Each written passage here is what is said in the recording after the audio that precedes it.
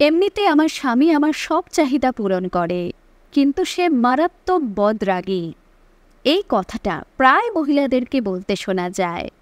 কোনো কোনো মহিলারা আবার স্বামীর এমন বদরাগ সহ্য করতে না পেরে রীতিমতো হতাশায় ভোগেন।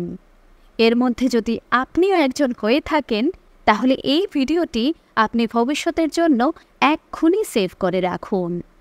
আজ বলবো কিভাবে নিজের বদরাগী স্বামীর সাথে বুদ্ধি রেখে সংসার করবেন।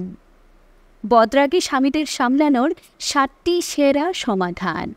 নাম্বার 1, ভুলেও তার মেজাজের সাথে তাল মেলাতে যাবেন না। অর্থাৎ যখন দেখবেন তিনি প্রচণ্ড রেগে গেছেন এবং আবুল তাবুল বকছেন, তখন ধৈর্য ধরে চুপ করে বসে থাকুন।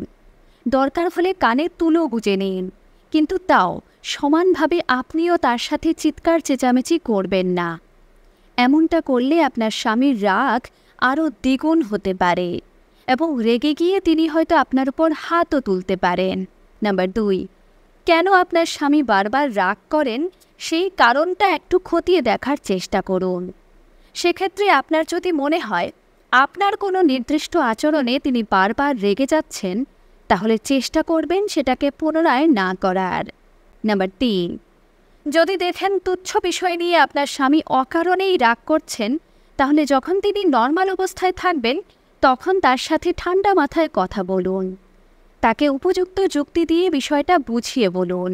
কখনো কখনো ঝগড়া না করেও কিন্তু আরেকজনের ভুলটা সহজভাবে তাকে ধরিয়ে দেওয়া যায় এবং তাকে তার ভুল শোধরাতে সাহায্য করা যায়।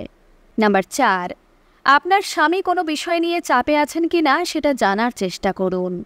অনেক সময় ছেলেরা কাজের জায়গায় অতিরিক্ত চাপ থাকলে খুব খিটখিটে ও বদরাগী হয়ে যায়।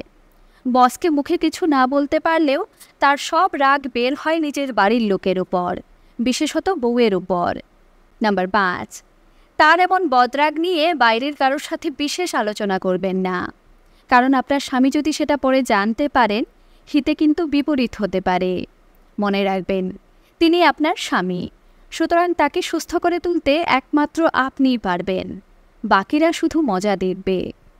নাম্বার 6, কিছুদিন তার এই আচরণকে সম্পূর্ণ ইগনোর করুন, মানে কোনো প্রতিক্রিয়া ব্যক্ত করবেন না, এমনকি তাকে বোঝাতেও যাবেন না। দূরত্ব তৈরি করুন, কথা কম বলুন। আপনি যখন সম্পূর্ণ নিশ্চুপ হয়ে যাবেন, তখন আপনার স্বামী হয়তো নিজের ভুলটা বুঝতে পারবেন। নাম্বার 7, সব চেষ্টার পরও যদি কোনো সুফল না পান, তাহলে একজন অভিজ্ঞ মনোরোগ বিশেষজ্ঞের পরামর্শ নিন। ধন্যবাদ।